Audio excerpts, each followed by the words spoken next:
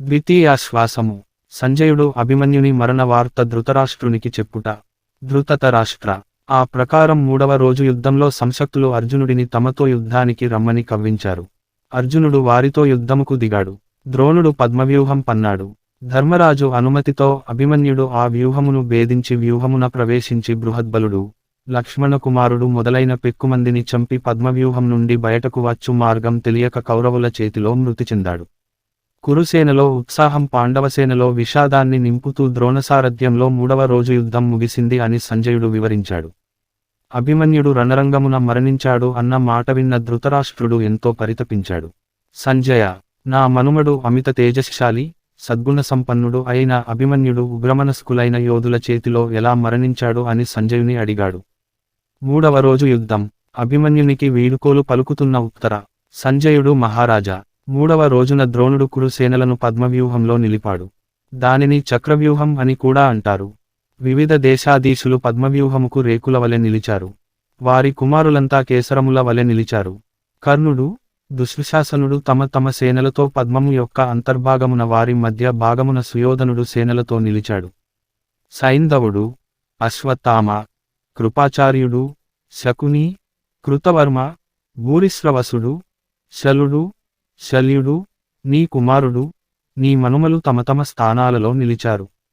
పాండవ సేనలో భీమసేనుడు, సాత్యకి, దృష్టద్యుమ్నుడు, కుంతిభోజుడు, చేకితానుడు, క్షత్రధర్ముడు, క్షత్రవర్మ, దృష్టకేతు, నకుల సహదేవులు, ఉత్తమౌజుడు, శిఖండి, యుధామన్యుడు, ఘతోత్కచుడు, విరాటరాజు, ద్రుపదుడు, ద్రౌపదీసుతులు, కేకయ రాజులు సంజయులు ఒక్కుమ్మడిగా ద్రోణునితో తలపడ్డారు. ద్రోణుడు వారి విజృంభణకు జంకక వారిపై వాడి అయిన బాణములు ప్రయోగించాడు. ద్రోణుని పరాక్రమానికి బెదిరి పాండవ వీరులు పారిపోసాగారు. వారిలో ఎవరికీ ద్రోణుడు పన్నిన పద్మవ్యూహంలో చొరపడడానికి సాధ్యం కాలేదు. ధర్మరాజు పద్మవ్యూహములో ప్రవేశించడానికి అభిమన్యునికి తప్ప వేరెవరికి సాధ్యం కాదు అని తలచి అభిమన్యుని వద్దకు వెళ్లి, కుమార, పద్మవ్యూహమున ప్రవేశించుట నీకు, నీ తండ్రి అర్జునుడికి, శ్రీకృష్ణునికి తప్ప మరెవరికి సాధ్యం కాదు.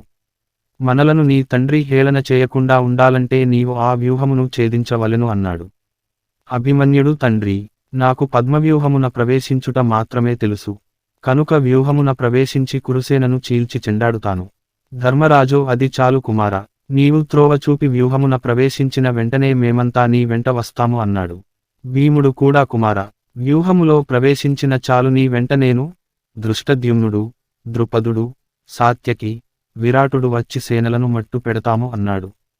అభిమన్యుడు, పెదనాన్నగారు, మీరు ఇలా అడుగవచ్చునా? పద్మ వ్యూహమును రచించిన ద్రోణుడు మెచ్చగా నేను వ్యూహమున ప్రవేశించి శత్రు నిర్మూలన గావించి ధర్మరాజు మాట నిలిపి నా తల్లిదండ్రులకు నా ప్రావీణ్యము ప్రదర్శిస్తాను. ఇంత చిన్నవాడు కురుసేనలను చెండాడుతున్నాడని నా మేనమామ శ్రీకృష్ణుడు మెచ్చేలా, కురుభూపతి అచ్చురువందేలా, నా తండ్రి సంతసించేలా రణభూమిలో వీరవిహారం చేస్తాను అన్నాడు. ఆ మాటకు సంతసించిన ధర్మరాజు, కుమార, నీ ధైర్యము, నీ శౌర్యము, నీ బలము, నీ కీర్తి వర్ధిల్లుగాక అని దీవించాడు. అభిమన్యుడు సుమిత్రుడనే సారథితో రథమును ద్రోణుని వైపు పోనిమ్మని చెప్పాడు. సుమిత్రుడు, కుమార, నీవు బాలుడవు, నీ ఎదుటున్నది ద్రోణుని సైన్యము. వారు అతిరథులు, మహారథులు, క్రూరాత్ములు కనుక నీ చేతిలో మరణించు వారు కాదు. కనుక వ్యూహమున ప్రవేశించే ముందు ఆలోచించు అన్నాడు.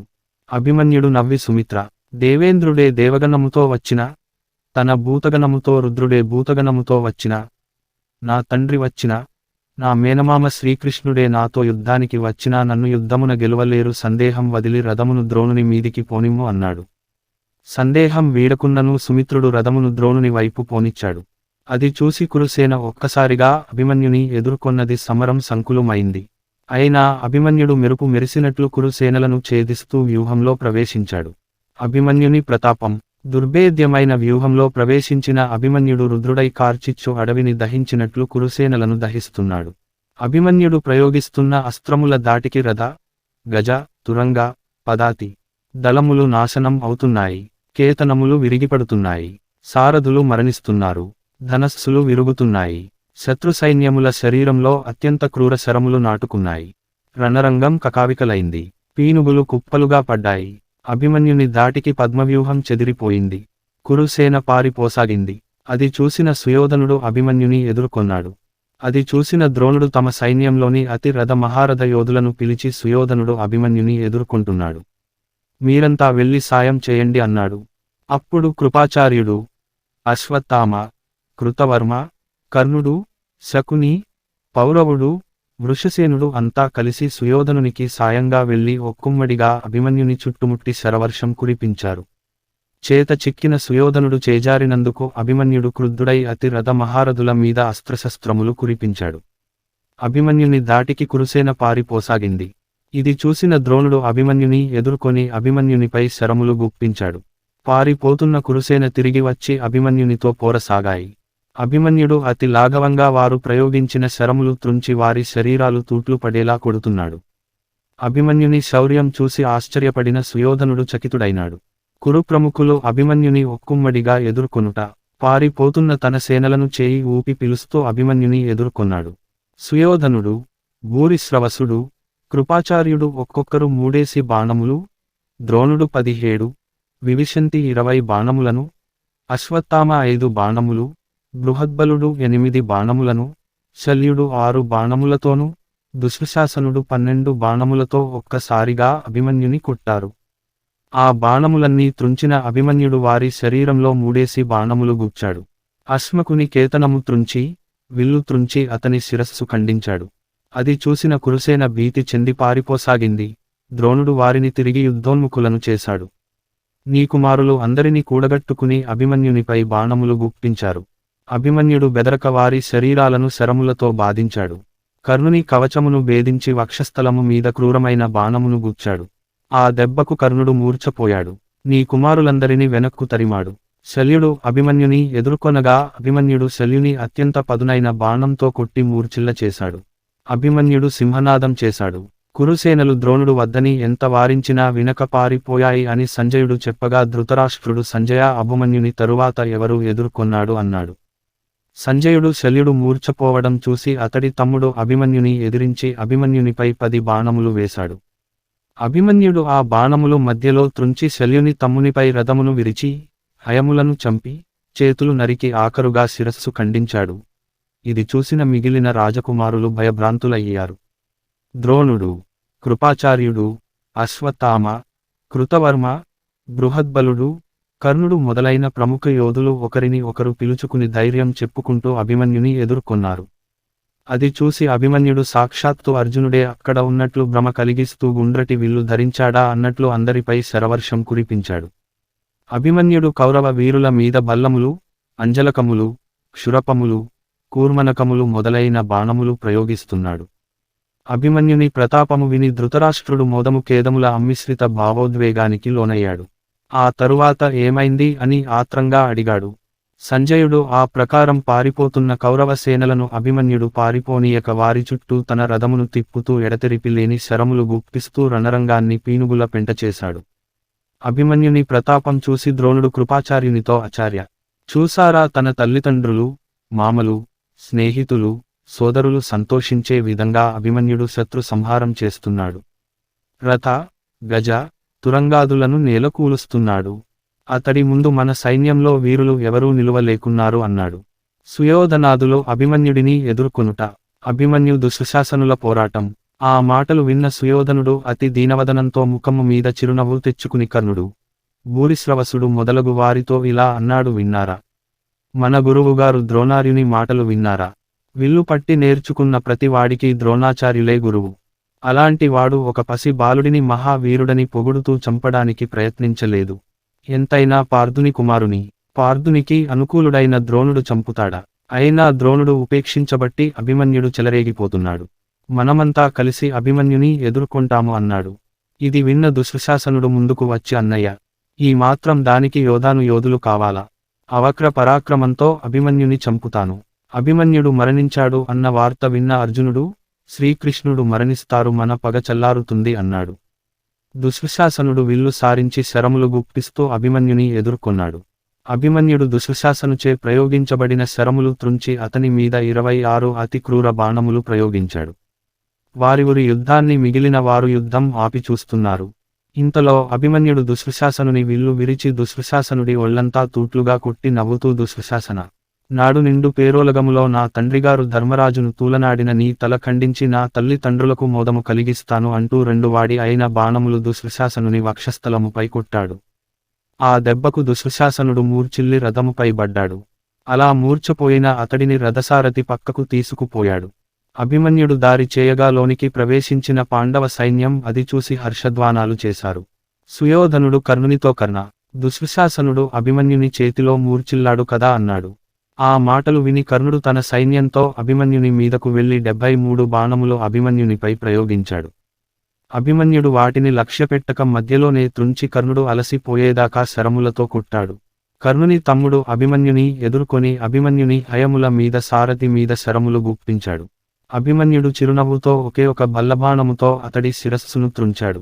అభిమన్యుని విజయోత్సాహం, తమ్ముని మరణం చూసి కర్ణుడు తన సైన్యంతో పక్కకు తొలిగాడు. ఇది చూసిన కురుసేన విజృంభించింది. అభిమన్యుడు కురుసేనను బాణవర్షంతో కట్టడి చేస్తూ పారిపోతున్న కర్ణుని తరిమాడు. కర్ణుడు ప్రాణభయంతో పారిపోయాడు.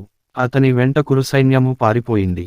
అది చూసి ద్రోణుడు తల్లడిల్లిపోయి కృపాచార్య, కర్ణ, నిలవండి, మీలాంటి యోధులు పారిపోవడము భావ్యమా? సుయోధన, బాహ్లిక, మీ పరాక్రమం చూపవలసిన తరుణం ఇదే కదా. తిరిగి వచ్చి అభిమన్యునితో పోరు సాగించండి అని వారించినా వినక పారిపోసాగారు. అది చూసి అభిమన్యుడు సింహనాదం చేసి విల్లు సారించి శరములు గుప్పిస్తూ కురుసేనను నాశనం చేసుతున్నాడు. రణరంగం విరిగిన ఆయుధములు, కేతనములు, ధనస్సులు, రథముల కుప్పలు, హయములు, గజములు, సైనికుల కళేబరములతో నిండాయి. విరిగిన కాళ్ళు చేతుల విషయానికి అంతులేదు. 2వ సూర్యునిలా ప్రకాశిస్తున్నాడు అభిమన్యుడు అన్నాడు ధృతరాష్ట్రునితో సంజయుడు. ఆ మాటలు విన్న ధృతరాష్ట్రుడు, ఇప్పటి వరకు అభిమన్యుడు మాత్రమే యుద్ధం చేస్తున్నాడని చెప్తున్నావు కాని మిగిలిన పాండవులు, ద్రుపదుడు, విరాటుడు ఏమయ్యారు, ఎందుకు సాయం రాలేదు అని అడిగాడు. పాండవులను జయద్రథుడు ఎదుర్కొనుట. ధృతరాష్ట్రునికి సమాధానంగా సంజయుడు ఇలా చెప్పసాగాడు. మహారాజా, పాండవ ప్రముఖులు అభిమన్యునికి సాయంగా పద్మవ్యూహంలో ప్రవేశించి కురుసేనను నిర్మూలించడం మొదలుపెట్టారు. అది చూసిన కౌరవ యోధులు నిశ్చేష్టులు అయ్యారు. పాంచాల, మత్స్య, యాదవ, కేకయ ప్రముఖులు ధర్మరాజుకు తోడుగా నిలిచి పోరాడుతున్నారు. అప్పుడు సైంధవుడు పాండవులను ఎదుర్కొన్నాడు. ఆ మాటలు విన్న ధృతరాష్ట్రుడు, అదేమిటి, సైంధవుడు మహావీరుడే అయినా అతడు పాండవులను ఎదుర్కొనడమేమిటి? అంతటి శక్తి రావడానికి అతడు చేసిన తపస్సేమిటి అన్నాడు. సంజయుడు ధృతరాష్ట్రునితో, మహారాజా, పాండవులు అరణ్యవాసం చేసే సమయంలో ఒకరోజు సైంధవుడు భీముని చేతిలో ద్రౌపది కారణంగా భంగపడ్డాడు కదా. ఆ అవమానం భరించలేక ఈశ్వరుని గురించి తపస్సు చేసి ప్రసన్నుని చేసుకుని పాండవులను జయించు వరం కోరాడు. అందుకు శివుడు అర్జునుడిని తప్ప మిగిలిన వారిని ఒక్కరోజు మాత్రం నివారించగలవు అని వరం ప్రసాదించాడు. ఆ వర ప్రభావంతో సైంధవుడు పాండవులను అడ్డగించగలిగాడు. అభిమన్యుడు పద్మవ్యూహంలో ప్రవేశించగానే సైంధవుడు వర ప్రభావం కారణంగా వారిని అడ్డుకుని 3 బాణములతో సాత్యకిని, 8 బాణములతో దృష్టద్యుమ్నుని, 20 బాణములతో విరాటుని, 10 బాణములతో శిఖండిని, 7 బాణములతో పాంచాల భూపతిని, 15 బాణములతో దరుపది సుతులను, 25 బాణములతో క్వేకయరాజులను, 75 బాణములతో ధర్మరాజుని కొట్టాడు. ధర్మరాజు సైంధవిని విల్లు విరిచి అతడిపై అతి క్రూర బాణములు గుప్పించాడు. సైంధవుడు మరొక విల్లు అందుకుని మంటలు విరజిమ్మే బాణములను ధర్మజుని పైన అతడి అనుచరముల పైన వేశాడు. భీమసేనుడు సైంధవుని ఎదుర్కొని 3 బాణములతో అతడి విల్లును, కేతనమును, ఛత్రమును విరిచాడు. నీ అల్లుడు మరొక బాణమును చేతబట్టి భీముని ఛత్రమును, కేతనమును, కేతరుగ కొట్టానమును, రథమును విడు. రథము విరిగిన భీముడు పక్కనే ఉన్న సాత్యకి రథము ఎక్కి సైంధవునిపై అనేక అస్త్రములు వేశాడు. సైంధవుడు వాటిన్నటిని మధ్యలోనే త్రుంచి పాండవసేన మీద అతికర నారాచములు వేశాడు. సైంధవుని అస్త్ర దాటికి తట్టుకోలేని పాండవసేన పారిపోయింది. ఈ ప్రకారం సైంధవుడు పాండవసేనను పద్మవ్యూహములో ముందుకు పోకుండా అడ్డుకున్నాడు. పాండవులకు సైంధవునకు సమరం ఘోరంగా సాగుతుంది. అభిమన్యుని శౌర్యం. అభిమన్యుని చేతిలో ప్రముఖులైన కురు వీరుల మరణం. ద్రోణుని ప్రోత్సాహంతో వెనుతిరిగిన కౌరవ సైన్యం తిరిగి వచ్చి అభిమన్యుని చుట్టుముట్టి అతడి మీద బాణములు గుప్పించారు. అభిమన్యుడు వారిని అందరినీ సంహరించి సింహగర్జన చేసి కౌరవ సేనలో భయోత్పాతాలు సృష్టించాడు. వృషసేనుడు తన సైన్యంతో అభిమన్యుని ఎదుర్కొని క్రూరనారాచములు ప్రయోగించాడు. అభిమన్యుడు కోపంతో వృషసేనుని కేతనము విరిచి అశ్వములను గాయపరిచాడు. వృషసేనుడి శరీరం అంతా పదునైన బాణములు దింపి మూర్ఛిల్ల చేశాడు. అతడి రథమును ఈడ్చుకుంటూ రథాశ్వములు ఎటో తీసుకువెళ్లాయి. ఇంతలో శౌర్యధనుడైన వసాపతి భూపతి 6 బాణములతో అభిమన్యుని కొట్టాడు. అభిమన్యుడు ఒకే బాణంతో వసాపతి భూపతిని కొట్టాడు. అతడి చావు చూసిన కురుప్రముఖులు తమ సైన్యాలతో అభిమన్యునిపై లంఘించి అభిమన్యుని క్రోధాగ్నిలో కార్చిచ్చులో పడిన మిడుతల వలె మాడిపోయారు. కురుసేన అభిమన్యుని ధాటికి ఆగలేక మిగిలిన పారిపోయారు. అది చూసిన కురు వీరులు యోధులు నానాదేశ రాజులు అందరూ ఆలోచించుకుని ఒక్కుమ్మడిగా అభిమన్యుని మీదకు ఉరికారు. అభిమన్యుడు లేళ్ల గుంపు మీదకు ఉరికిన పులివలె వారి మీదకు లంఘించి వారందరిని మట్టుబెట్టాడు. తెగి పడిన అంగములు, మాంసఖండములు, ఏనుగులు, హయములు, కళేబరములు రణరంగం అంతా చెదిరిపడ్డాయి. అభిమన్యుడు కౌరవసేనను మట్టుబెట్టుట. అభిమన్యుడు ఎదుట నిలువడానికి ఎవరికి ధైర్యం లేదు. దొరికిన వారిని దొరికినట్లు చంపుతున్నాడు. కురుసేన అంతా భయంతో నలుదిక్కుల పారిపోయారు. శల్యుని కుమారుడు రుక్మరథుడు వచ్చి వీడికి నేను ఓడేదేమిటి? నేను వీడిని పట్టి ఇస్తాను, నా పరాక్రమము ఏమిటో మీకు తెలుస్తుంది. మీకేమీ భయం లేదు అన్నాడు. అని అభిమన్యుని ఎదుర్కొని 9 బాణములను అభిమన్యుని భుజముల మీద వక్షస్థలము మీద నాటాడు. అభిమన్యుడు ఒకే బాణంతో వాడి తల నరికాడు. రుక్మధరుని మరణము చూసిన అతడి స్నేహితులు, సాటి రాజులు ఒక్కుమ్మడిగా అభిమన్యుడి మీద విజృంభించి అతడి మీద శరములు గుప్పించారు. వారి శరములలో కనిపించని అభిమన్యుని రథం చూసి సుయోధనుడు అభిమన్యుడు మరణించాడని సంతోషించాడు. అభిమన్యుడు తన శత్రువులపై గంధర్వ మాయను ప్రయోగించాడు. ఆ గంధర్వ మాయ పూర్వము అర్జునుడి తపస్సుకు మెచ్చి తుంబురుడు అర్జునుడికి ప్రసాదించాడు. అర్జునుడు దానిని అభిమన్యునికి ప్రసాదించాడు. గంధర్వ మాయా ప్రభావం వలన ఎంతో మంది వీరులు తమపై బాణములు కురిపిస్తున్నట్లు భ్రమ కలిగిస్తుంది. ఆ దృశ్యములకు శత్రుసేన భయముతో వణికింది. అభిమన్యుడు వారి చుట్టూ తిరుగుతూ వారిని సంహరిస్తున్నాడు. కొంతసేపటికి వారంతా మృతులై ఉన్నారు. అభిమన్యుని యుద్ధ నైపుణ్యం చూసి కౌరవసేన ఆశ్చర్యపోయింది. ఇది పనికాదని తలచి సుయోధనుడు స్వయంగా అభిమన్యునితో యుద్ధం చేశాడు. కాని అభిమన్యుని ధాటికి ఆగలేక ప్రాణములు దక్కించుటకు అక్కడి నుండి తొలగిపోయాడు. ధృతరాష్ట్రుడు అభిమన్యుని పరాక్రమము విని సంజయ, ఒక్క బాలుడు ఇంతమందిని వధించాడా? నమ్మలేకపోతున్నాను. అవునులే, అభిమన్యుడు ధర్మాన్ని ఆశ్రయించాడు. ధర్మం ఎప్పుడూ అధర్మాన్ని జయిస్తుంది కదా అన్నాడు. అభిమన్యుడు లక్ష్మణ కుమారుని వధించుట. అభిమన్యుని పరాక్రమ ధాటికి ఎందరో రాజులు మరణించారు. సుయోధనుడు మొదలగు వారు పారిపోయారు. నీ కుమారులకు చెమటలు పట్టి దిక్కులు చూస్తున్నారు. పారిపోయిన సుయోధనుడు అశ్వత్థామ, కృప, కర్ణ, కృతవర్మ, బృహద్బలుడు, శకుని మొదలగు వారిని కూడగట్టుకుని అభిమన్యుని ఎదుర్కొన్నాడు. అభిమన్యుడు మేఘగర్జన చేసి పిడుగువలె వారి మీద పడ్డాడు. సుయోధనుని కుమారుడు, నీ మనుమడు లక్ష్మణ కుమారుడు అభిమన్యుని ఎదుర్కొని నిరంతర శరప్రయోగం చేశాడు. తన కుమారుని విడువలేని సుయోధనుడు అభిమన్యునితో పోరు చేస్తున్నాడు. అభిమన్యుడు లక్ష్మణ కుమారుని మీద బాణములు గుప్పించాడు. ఇరువురి నడుమ పోరు ఘోరరూపం దాల్చింది. అభిమన్యుడు ఒకే బాణంతో లక్ష్మణ కుమారుని తల తెగనరికాడు. తన కుమారుని మరణం కళ్ళారా చూసిన సుయోధనుడు మిక్కుటమైన కోపంతో ఊగిపోతూ వీడిని కొట్టండి, నరకండి, చంపండి అని ఆక్రోశించాడు. కృతవర్మ, కృపాచార్యుడు, ద్రోణుడు, అశ్వత్థామ, కర్ణుడు, బృహద్బలుడు అత్యంత ప్రభావం కల శరములో అభిమన్యునిపై వేశారు. అభిమన్యుడు ఆ బాణములను త్రుంచి తన సారథితో రథమును సైంధవుని వైపు మళ్లించమని చెప్పాడు. ఇంతలో కళింగులు నిషాదులు తమ తమ సైన్యంతో వచ్చి అభిమన్యుని ఎదుర్కొన్నారు. అభిమన్యుడు వారితో వీరావేశంగా పోరుతున్నాడు. అక్కడ సైంధవుడు పాండవులను పద్మవ్యూహంలోకి రానీయకుండా అడ్డుకుంటున్నాడు. అభిమన్యుడు ద్రోణునిపై 70 బాణములు, కృతవర్మ మీద 80 బాణములు, అశ్వత్థామ మీద 10 బాణములు, కర్ణుని మీద 1 బాణము వేసి నొప్పించాడు. కృపాచార్యుని రథము విరుగకొట్టాడు. బృహద్బలుని శరీరంపై 30 బాణములు వేసి నొప్పించాడు. వారికి సహాయంగా ఉన్న వారిని అసంఖ్యాకమైన బాణములతో నిర్మూలించాడు. క్రోధలిప్తుడు, బృందారకుడు అను రాజులు శిరస్సులు ఖండించాడు. కృపాచార్యుడు వేరొక రథం ఎక్కి అభిమన్యునిపై బాణములు గుప్పించాడు. బృహద్బలుడు వారినందరినీ తోసుకుని వచ్చి అభిమన్యుని ఎదుర్కొన్నాడు. అభిమన్యుడు వాడి అయిన బాణములతో బృహద్బలుని సారథిని చంపి విల్లు విరిచి కేతనమును విరిచి రథాశ్వములను చంపాడు. బృహద్బలుడు కత్తి డాలు తీసుకుని అభిమన్యునితో యుద్ధం చేయసాగాడు. అభిమన్యుడు ఒకే బల్లబాణంతో బృహద్బలుని శిరస్సు ఖండించాడు. అది చూసి తమ రాజును చంపినందుకు కోసలరాజు బంధుమిత్రులు ఒక్కసారిగా అభిమన్యునిపై పడ్డారు. వారినందరినీ యమపురికి పంపి అభిమన్యుడు కర్ణుని మీదకు వచ్చాడు. అభిమన్యునికి కర్ణునికి మధ్య పోరు ఘోరమైంది. ఒకరి శరీరములు ఒకరు రక్తసిక్తం చేసుకున్నారు. ఇంతలో కర్ణుని సైన్యాధిపతులు ఆలోచించుకుని ఒక్కసారిగా అభిమన్యుని ఎదుర్కొన్నారు. అభిమన్యుడు వారిని చూసి చిరునవ్వు నవ్వి వారిని ఒక్కొక్క బాణంతో ఒక్కొక్కరిని అంతమొందించాడు. తరువాత ద్రోణుడు మొదలగు కౌరవ ప్రముఖుల మీదకు దృష్టి మళ్లించాడు. మగధరాజ కుమారుడు బాలుడైన అభిమన్యుని ధైర్యంగా ఎదుర్కొన్నాడు. అభిమన్యుడు అతడి సూతుని, హయములను చంపి మరొక బాణంతో అతని తల తెగనరికాడు. అభిమన్యుడు సింహనాదం చేశాడు. అది చూసి దుశ్శాసనుడి కుమారుడు అభిమన్యుని ఎదుర్కొన్నాడు. అభిమన్యుడు అతడి రథాశ్వములను, సారథిని కొట్టి కుమారా, నీ తండ్రి దుశ్శాసనుడు నా ముందు నిలువలేక పారిపోయాడు.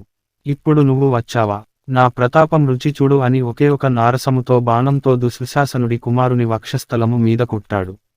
ఇంతలో అశ్వత్థామ ఆ బాణమును మధ్యలో త్రుంచి దుశ్శాసనుని కుమారుని రక్షించాడు.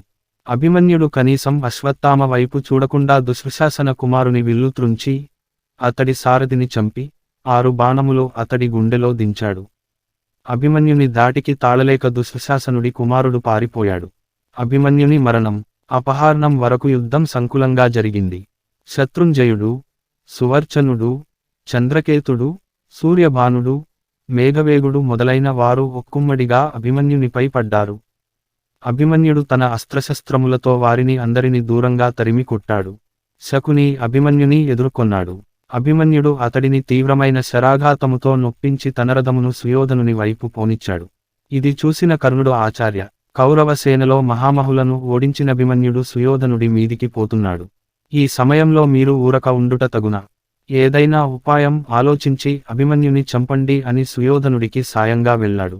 అప్పుడు ద్రోణుడు అభిమన్యుడు చిన్నవాడైనా తన తండ్రి అర్జునికి సమానంగా యుద్ధం చేస్తున్నాడు, ఇక ఉపేక్షించరాదు.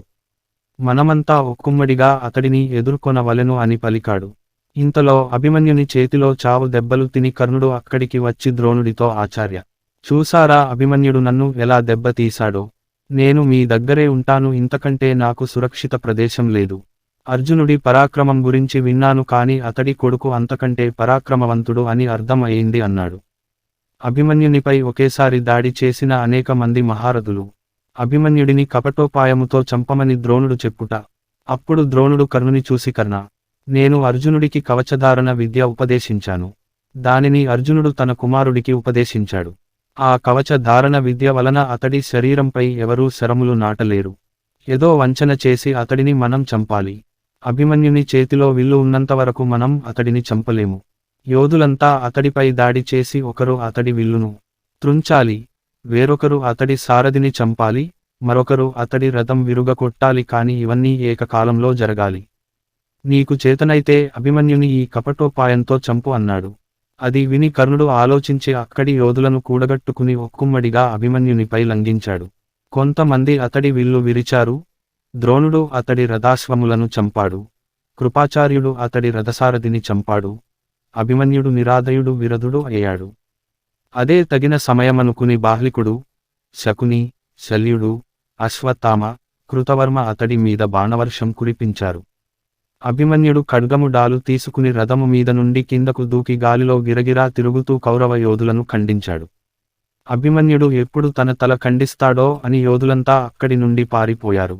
ద్రోణుడు ఒక బల్లెము తీసుకుని అభిమన్యుడి ఖడ్గం విరిచాడు. కర్ణుడు అభిమన్యుని డాలు విరిచాడు. అప్పుడు అభిమన్యుడు రథములోని చక్రాయుధం తీసి దానిని గిరగిరా త్రిప్పుతూ శత్రుసేనలను చంపుతూ సింహనాదం చేశాడు. రక్తసిక్తమైన అతడి ముఖమును చూసిన శత్రుసేనలు భయభ్రాంతం అయ్యాయి. అభిమన్యుడు తన చక్రాయుధంతో శత్రువులు వేస్తున్న బాణములు ఖండిస్తూ శత్రుసంహారం చేస్తున్నాడు. ద్రోణుని వైపు దూసుకుపోతున్నాడు. అడ్డు వచ్చిన కౌరవ సైన్యాన్ని చీల్చి చెండాడుతున్నాడు. ఆ సమయమున శకుని, కృతవర్మ, కృపాచార్యుడు, శల్యుడు మొదలైన యోధులు ఒకటిగా కూడి అభిమన్యుని చక్రయుధం ఖండించారు. అప్పుడు అభిమన్యుడు తన గదను తీసుకుని అశ్వత్థామను ఎదుర్కొన్నాడు. అభిమన్యుని దెబ్బకు భయపడి అశ్వత్థామ రథం నుండి దూకి రథం వెనక్కుపోయి దాక్కున్నాడు. అప్పుడు అభిమన్యుడు అశ్వత్థామ సారథిని, రథాశ్వలను చంపాడు. అభిమన్యుడు శకుని మీద లంఘించి అతడికి సాయంగా ఉన్న 27 మంది యోధులను గదాయుధంతో చంపాడు. గజములపై 10 మంది యోధులు అభిమన్యుని ఎదుర్కొన్నారు. అభిమన్యుడు వారిని గజములతో సహా యమపురికి పంపాడు.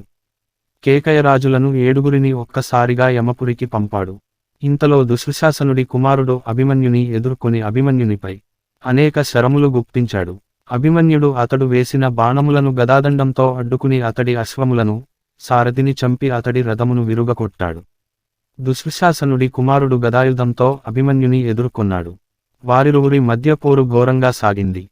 ఇరువురి శరీరం నుండి రక్తం ధారగా కారసాగింది. యోధులంతా యుద్ధం మాని వారి పోరు చూస్తున్నారు. అభిమన్యుడు దుశ్శాసన కుమారుడు గదలతో మోదుకుని కింద పడ్డారు. గాయపడిన వారి శరీరముల నుండి ప్రాణములు వేరై స్వర్గలోకం చేరాయి. అప్పటికీ కసి తీరని కౌరవ యోధులు చుట్టుముట్టి కత్తులతో పొడిచి పొడిచి చంపారు. సూర్యుడు అస్తమించాడు. పాండవుల కీర్తిని ఇనుమడింపచేస్తూ అభిమన్యుడు కౌరవయోధులతో అత్యంత పరాక్రమంతో పోరాడి వీరస్వర్గం అలంకరించాడు. ధృతరాష్ట్ర మహారాజా, ఆ విధంగా యోధుడైన అభిమన్యుడు రణరంగమున మరణించగానే కౌరవసేనల్లో ఆనందోత్సాహాలు వెల్లివిరిశాయి. ఆ సమయాన అక్కడ చేరిన భూతగణాలు అభిమన్యుని అమానుషంగా అధర్మయుద్ధంలో అన్యాయంగా పలువురు కలిసి వధించారు అని ఆక్రోశించాయి. అభిమన్యుడు మరణించగానే పాండవ సేనలు పారిపోయాయి. ఇదంతా దూరం నుండి చూస్తున్న ధర్మరాజు మన అభిమన్య కుమారుడు దుర్భేద్యమైన వ్యూహంలో ప్రవేశించి హయములను గజములను చంపి రథములను విరిచి పదాతి దళమును తనుమాడి అనేక సైనిక ప్రముఖులను చంపి ద్రోణుడు మొదలైన మహాయోధులను భయభ్రాంతులను చేసి వీరస్వర్గం అలంకరించాడు. అటువంటి మహాయోధుని మరణముకు చింతించ పని లేదు అన్నాడు. అప్పటికే చీకట్లు కమ్మాయి. ఆ రోజుకు యుద్ధము మాని వారి వారి శిబిరాలకు వెళ్లారు. కౌరవ సేనలో ఆనందోత్సాహాలు నిండగా పాండవ యోధుల్లో విషాద చాతలు కమ్ముకున్నాయి. ధర్మరాజు అభిమన్యుని మరణానికి చింతించుట. ధర్మరాజు తన శిబిరంలో కూర్చుని ఇలా చింతిస్తున్నాడు. ద్రోణాచార్య సురక్షితమైన దుర్భేద్యమైన పద్మవ్యూహం ఛేదించుటకు అభిమన్యుని ఏల పంపవలె. నన్ను సంతోషపెట్టుటకు అభిమన్యుడు ఏల పద్మవ్యూహంలోకి చొరబడవలె. దుశ్శాసనాది కురుప్రముఖులను ఓడించుట అనేక మంది యోధులను చంపుట పసి బాలునకు సాధ్యమా? ఇది వరులకు ఏల సాధ్యము? అర్జునుడు వచ్చి ఏడీ నా కొడుకు అని అడిగిన నేను ఏమి చెప్పవలె? కృష్ణుడు వచ్చి నా గారాల మేనల్లుడు ఏడీ అని అడిగిన నేను ఏమి చెప్పవలె? అయ్యో, బాలుడు సుకుమారుడు అయిన అభిమన్యునికి యుద్ధరీతులు ఏమి తెలియను? మహావీరులకే దూర సఖ్యము కాని పద్మవ్యూహములోకి నేను ఎందుకు పంపించాను? పెద్దలు పిన్నలకు బహుప్రియముగా బహుమానము ఇత్తురు నేను యుద్ధమునకు పంపి మరణముకు కారణమయ్యాను. నేను ఎంతటి పాషాండుడను? అభిమన్యునితో నేను ఎందుకు మరణించలేదు? పుత్రశోకంతో అలమటించే అర్జుడిని నేను ఎలా ఓదార్చగలను? కాలకేయులను చంపి ఇంద్రుడు అంతటి వాడిని ఆదుకున్న అర్జునుడు కుమారుడు ఇలా పగవారి చేత హతుడు కావలసిన దుర్దశ దాపురించింది కదా. తన కొడుకును చంపారన్న కోపంతో అర్జునుడు ద్రోణాదులను చంపవచ్చును కాని మరణించిన కుమారుడు రాడు కదా. ఈ భూమిలోని సకల సంపదలు స్వర్గలోక సుఖములు సహితం చిరునవ్వులు చిందించు అభిమన్య ముఖారవిందముకు సాటి రావు కదా అని పరిపరి విధముల విలపిస్తున్నాడు. వ్యాసుని రాక. అప్పుడు ధర్మరాజు వద్దకు వ్యాసుడు వచ్చాడు. ధర్మరాజు ఆ మహామునికి అర్ఘ్యపాద్యములు సమర్పించి సత్కరించి ఇలా అన్నాడు. మహానుభావ, శత్రుసేనలను జయించడానికి నేను అభిమన్యుని పంపాను. అభిమన్యుడు శత్రుసేనలను ఎదుర్కోడానికి పద్మవ్యూహములో జొరపడ్డాడు. వెంటనే మేము కూడా వెళ్ళాము కాని పరమశివుని వరప్రభావంతో సైంధవుడు మమ్ము అడ్డుకున్నాడు. అప్పుడు కౌరవయోధులు పెక్కుమంది అభిమన్యుని చుట్టుముట్టి రకరకములైన ఆయుధములతో అధర్మంగా చంపారు. బాలుని ఒంటరిగా యుద్ధముకు పంపిన నాలాంటి పాపాత్ముడు ఎక్కడైనా ఉంటాడా? విపరీతమైన దుఃఖంతో నా మనసు ఉడికిపోతుంది, నా పాపానికి నిష్కృతి లేదు అని విలపించాడు. వ్యాసుడు ధర్మజ, శోకింపకుము. ఎంతోమంది యోధునులను చంపిన అభిమన్యుడు బాలుడా? శత్రువులు అతడి మీద క్రూరబాణములు వేయక పూలబాణములు వేస్తారా? తెలివి విపత్తులు కలవారు నీలా శోకించరు. మరణం ఈ లోకంలోని ప్రాణులకు సహజం. గరుడ, ఉరగ, దానవులకే మరణం జయింప శక్యము కానిది. మానవ మాతృలము మనమెంత విధిని తప్పించుట ఎవరికి సాధ్యము? కనుక ధైర్యము తెచ్చుకుని కాగల కార్యము గురించి ఆలోచింపుము అని పలికాడు. మునీంద్ర, ఈ భూమిని ఏలిన ధైర్యశాలులైన పరాక్రమవంతులైన రాజులు మహాత్ములు ఒక్కరు కూడా మృత్యుముఖము నుండి తప్పించుకొనుటకు సాధ్యము కాలేదే ఎందుకు అని అడిగాడు. అకంపనుని గాథ. ధర్మరాజు అడిన దానికి సమాధానంగా వ్యాసుడు ఇలా చెప్పాడు. ధర్మరాజా, పూర్వం అకంపనుడు అనే రాజు పుత్రశోకంతో పరితపిస్తూ నారదుని వలన మృత్యువు గురించి వవరంగా విన్నాడు. ఆ కథ వింటే నీ మనసుకు శోకము పోయి శాంతి చేకూరుతుంది. పూర్వము అకంపనుడు అనే రాజు ఉండేవాడు. అతడి మీద శత్రువులు దండెత్తి వచ్చి అతడిని పట్టి బంధించి కారాగారంలో బంధించాడు. అది చూసిన అతడి కుమారుడు హరి అనువాడు శత్రువులను ఎదిరించి వారిని జయించి తన తండ్రి అకంపనుడిని చెర నుండి విడిపించి తిరిగి శత్రువులతో పోరాడగా వారు ఒక్కుమ్మడిగా చుట్టుముట్టి అతడిని చంపారు. అకంపనుడు విజృంభించి తన అవక్ర పరాక్రమంతో వారిని జయించి రాజధానిలో అడుగు పెట్టాడు. అయునా పుత్రశోకంతో దుఃఖిస్తుండగా నారదుడు అక్కడకు వచ్చాడు. అకంపనుడు నారద మహర్షికి అర్ఘ్యపాద్యములు ఇచ్చి సత్కరించి జరిగినదంతా చెప్పి తనకు లభించిన విజయం కూడా కుమారుని మరణం వలన సంతోషం కలిగించలేదని విలపించాడు. అకంపనుడు నారదునితో, నారద మునీంద్ర, మృత్యువును ఈ లోకంలో ఎవరూ ఎదిరించలేదని విన్నాను. అది ఎలా మృత్యువు జననం గురించి వనవలెనని కుతూహలంగా ఉన్నది వివరించండి అని అడిగాడు. ప్రజాపతి తన కోపానలంతో లోకాలను దహించుట. నారదుడు, అకంపన, బంధువుల మరణం వలన కలుగు దుఃఖం పోగొట్టు కథను వినిపించెదను వినుము. మొదట ప్రజాపతి ప్రజలను సృష్టించాడు కాని చావును సృష్టించలేదు. వారికి చావు లేని కారణంగా భూమికి భారం ఎక్కువైంది. ప్రజలు చనిపోవడానికి తగిన ఉపకరణం కనిపించక ప్రజాపతి చింతాక్రాంతుడై ఉండగా అతని ఇంద్రియముల నుండి మంటలు చెలరేగి భూమి మీద ఉన్న భూతకోటిని దహించసాగాయి. మహాశివుడు సృష్టి అలా దహించుకుపోవడం చూసి సహించలేకపోయాడు. మహాశివుడు లోక కళ్యాణార్థం బ్రహ్మదేవుని వద్దకు వళ్ళాడు. ప్రజ్వరిల్లి పోతున్న బ్రహ్మదేవుడు శివుని చూసి, మహాశివ, నీవు నా వద్దకు వచ్చిన కారణమేమి అడుగుము, నెరవేర్చెదను అన్నాడు. అప్పుడు శివుడు, బ్రహ్మదేవ, అఖిల సృష్టికి కర్తవైన నీవే ఇలా దహించుట తగునా? నా అందు దయ ఉంచి సస్తలోకములను దయతో ఆదరింపుము అన్నాడు. బ్రహ్మదేవుడు, పరమశివ, నా యందు కోపము కాను కామము కాని లేవు. ప్రజలను సృష్టించాను కాని మరణం సృష్టించలేదు. కనుక భూభారం ఎక్కువైంది. భూభారం ఎక్కువైందని భూదేవి నన్ను కోరింది. భూదేవికి హితము చేయకోరి ఈ సంహార క్రియ చేయుచున్నాను. భూభారం తగ్గించుటకు నాకు ఇంతకన్నా ఉపాయం తోచలేదు. ఆ కారణంగా నాలో కోపం ప్రవేశించింది. నా కోపానల జ్వాలలలో భూతకోటి భస్మీపటలం అవుతుంది అని పలికాడు. శివుడు అనగా, నీ ఆజ్ఞ మేరకు నీవు సృష్టించిన ప్రాణులను నేను పాలిస్తున్నాను. నీవు ఇప్పుడు నీ కోపానల జ్వాలలతో భూతకోటిని భస్మీ పటలం కావించుట న్యాయమా? ఇది నీకు తగునా? భూభారం తగ్గించుటకు చరాచర జగత్తును ఒక్కపెట్టున భస్మీపటలం కావించవలెన? వేరొక ఉపాయం ఆలోచించి సంహారక్రియ ఒక పద్ధతి ప్రకారం సాగించవచ్చు కదా.